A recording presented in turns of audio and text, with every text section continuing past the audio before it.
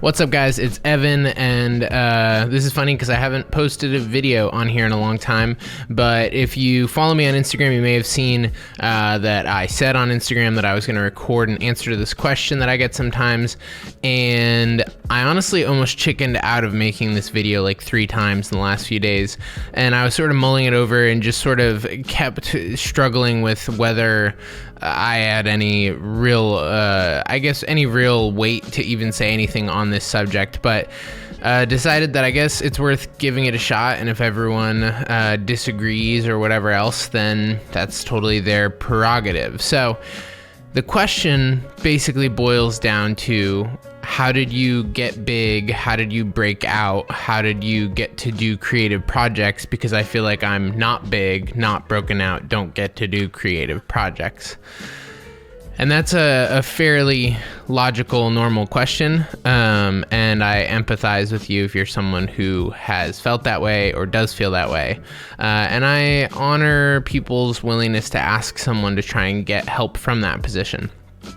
Now, I think that there's a second part of this question, which is that there are a lot of people out there who are trying to offer tips on how you can break out, make it big, whatever else, as a filmmaker, or really as anything. That's sort of our like online influencer education thing, is that we're going to give you access to our webinar and now you're going to be a big deal. And so I think there are a lot of people who come to filmmaking and expect, okay, well, if I can figure out the trick, then in the next year or two, I'll be doing really good work. And the first thing I would say is that that's total nonsense, and that you should just throw that idea right out the window. You wouldn't come to saying, hey, I want to be a top tier touring musician.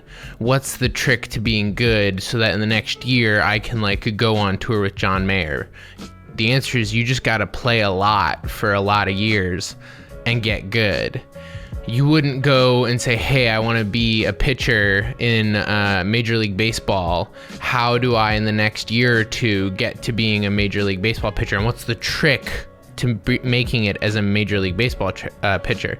The trick is practice and get good. And I'm sort of spoiling my own answer here, but I think there's this tendency to feel like somehow we're going to unlock this secret, that we're going to have a big breakout moment. And I just don't think it works that way. And so, one of the questions that I received on Instagram basically said something to the extent of, not a lot of people who have made it talk about how they made it. And it's because I don't think that's a thing that happens for most of us. We don't have a big breakout job. We don't have this sudden enormous jump. We just slowly, things get better and better and bigger and better. And it's not a linear, you go 2 steps forward, 1 step back, 2 steps forward, 1 step back. And over the course of a career, you slowly get to where you are. In my case, I get to where I am. So I think that is sort of a core essence of a thing, is that like, if you want to be really good at this, give yourself 10 years, really. And sure, there are people who are young and who are talented, who are relatively new, who are making good stuff, but it's not great stuff usually, and usually it's an anomaly. And that's part of the process of getting good as well, is that if you give your cousin a DSLR and tell them to take 2,000 pictures, odds are they're going to get at least one good picture. And then you practice for a few months, and out of your 2,000 pictures, you have maybe 50 good pictures. And then as you keep going, you keep getting better. But like, the idea that because you had like one decent spec piece, or that you had one personal project that was okay, that now all of a sudden Nike's going to hand you $1 million for a commercial, is absolutely ridiculous, because that's not how it works. That's not how experience works. That's not how the ability to consistently execute works. You need a track record and an experience that you can get put in a bunch of scenarios and consistently make good work. So the fact that you were able to create some piece where you had the perfect series of circumstances and you were able to make something that comes off as honestly probably 70% tops of what an actual commercial would look like, and you feel like all of a sudden you hope that agencies are going to be knocking down your door, just isn't reality, because you probably got lucky. And this may sound really harsh, this may sound like not what anyone wants to hear, but it's just the reality of it. And the idea that because some of us have done a few decent projects, have gotten lucky a few times, and because we've organized things to allow ourselves some degree of success, that now we're going to start teaching everyone else how to get our success that doesn't really exist.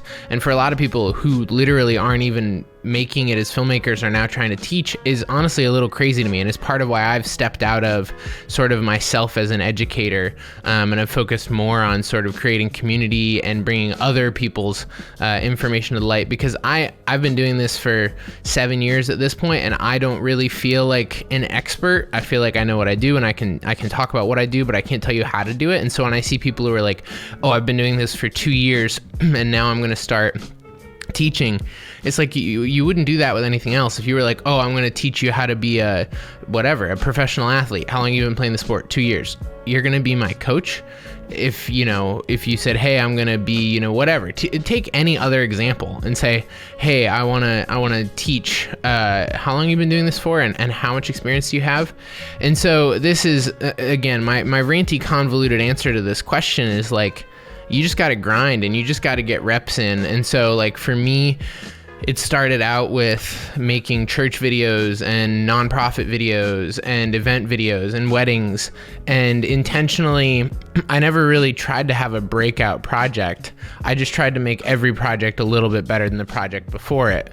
And so if that means that I can, bring a crew member on, I can start working with someone else shooting, I can, do whatever it may be, get more lights, get better cameras, just slowly getting everything better, trying to, take home some money, pay the bills, build the war chest, and just slowly get momentum going, and slowly build connections, and slowly meet people, and slowly, do a whole bunch of stuff and put myself out there, and to not feel this burden that I have to show off and I have to convince everyone that I'm all that, and that I have to do anything and hope that in the next year or two that I'm gonna make it, because that's just not realistic. And so if you're in the first 3 to 5 years of your career, I'd say just calm down and just keep making stuff.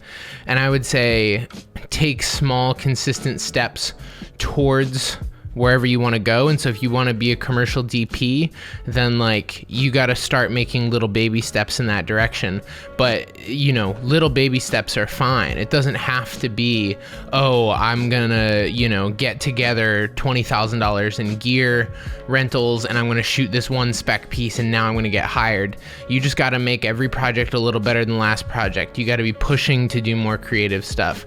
And if your clients aren't giving you space to do more creative stuff, you either need to learn how to sell the creative better, or you need to make stuff for other clients, or you need to make personal stuff. But just keep making stuff and just keep getting out there and just get time under your belt, because there's a lot of shoots that you come home and you have, a couple shots you're really proud of and a couple shots you're like, I wish I'd done that differently. And you just learn something every time you get on set, and go out and work for other people and go cam op for another DP, or if you're a director, go PA and just watch someone else direct, or if you're able to go gaff or do whatever. I take steps down and move around and just try to get on set and get time experience and just on-set experience and see how other people do things. And it doesn't bother me because it doesn't hurt me. But it bothers me when I think of their longer term careers, when I see certain people who are part of this community who are so intensely projecting themselves in this way, while also clearly presenting themselves as not experts and not on top of everything, and who have a lot of very basic questions still and are still learning, and everyone's aware of that, and that's fine, and that's something we all have to do. But I think there's a disconnect, and that's, again, part of why I've done less of this, is because I realized that I was sticking my own foot in my mouth, and that I was ruining my long-term chances of getting to do the work I wanted to do, because I was so busy trying to teach and trying to be an influencer and trying to get free gear and trying to do these sponsorships, that I was putting the cart before the horse in a lot of ways. And it was literally closing doors for me. And that by just being willing to go quietly do the work, to go, again, to come back to metaphors, to like go to the gym and just go do work for a few years and then come back and show people what you've done. Or, if you're a comedian, I just listened to this awesome interview with Bo Burnham, and he was talking about, people don't take the time to just work stuff out for a few years anymore. And so like, stop feeling like you have to post every BTS from every shoot. Stop feeling like that's not what markets you at the end of the day. Good work is what markets you. And so just keep getting better, and you don't have to show people what you're doing every time to get better. And so I post a lot less of my like actual work frames. I post a lot less BTS. I still post my stills because I feel like that's sort of just a fun thing and I enjoy it. But I realize that like whether or not I share this doesn't make it any better. And honestly, most of the time it's not really helping me. And so I just have to sort of focus on these other things. So anyway, this is sort of a long, convoluted, rambly video to the question. But I mean, the real answer is there's nothing that's going to break you out, at least not consistently, aside from a few, anomalies of people who've had that experience. And so just keep making stuff and be intentional, make a path. Again, like if you keep doing the same thing and you're not progressing, you're not going to get better. You're not going to get better jobs. To come back to my gym metaphor, like if you go and you just do the exact same thing every day and don't push yourself, you're never going to actually go anywhere. You're just going to stay where you are. And so like, you can't expect to suddenly go from like, oh, I'm gonna, pick up 100 pounds. I'm gonna pick up 400 pounds. And I'm gonna go from like weddings and strict corporate talking heads to 6-figure commercials overnight. But you can start to make that transition, and you can start to get on set with other crews. You can start to push for, doing less interview driven stuff. You can start to push for, the aesthetic that you need. You can push for anything. Like you can do whatever you want, do personal projects, but just start putting out more of slowly moving in the direction of what you want to be doing. Stop worrying about breaking out. Stop trying to get an agent. Stop trying to shoot a spec piece that you're gonna pitch yourself to big clients. Stop trying to pitch yourself as this big agency director if you haven't directed a lot of crappy work, because honestly, we all need a whole bunch of bad work. I forget who the quote was from. It might have even been Ed Sheeran, but I don't know if that's correct. I read a quote from someone recently who said that they had to write hundreds of bad songs, and once they had gotten all the bad songs out of their system, that's when the good songs started coming. And I think filmmaking's the same way. So just make stuff. And that isn't to say to just be flippant and, make garbage on purpose, but it's going to take time. It's taken me 7 years so far, haven't made it, have not broken out, I wouldn't say. I don't have a lot of things that a lot of people would consider their metric for success, but at the same time, I think that I'm totally happy with where I am. I'm content with the work that I get to do. I'm excited to see what the future has, and I feel very blessed to get to do what I do. And it's just been a whole lot of hard work. And so just go out and do that, and you're gonna be fine. And I really believe you will. And learn. Like, that's the one thing I guess I didn't really talk about, is just go learn from people who are wiser than you, smarter than you, go hang out with people who are better than you, hire people who are better than you, and ingest as much information as you can. But just be willing for like that first 10 years to be your training phase.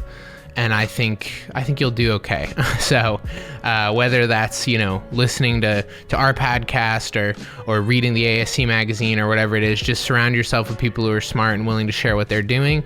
And I'm pretty sure you guys will make it okay. So if you made it to the end of this video, thanks for listening to my rambling. Maybe I'll have to do a part 2. So if you have any additional questions or thoughts, drop those in the comments below. If you like these sort of things, you can always get more access to me on Patreon. That's all I'm going to say about that. But yeah, I love you guys. Talk to you soon. Bye.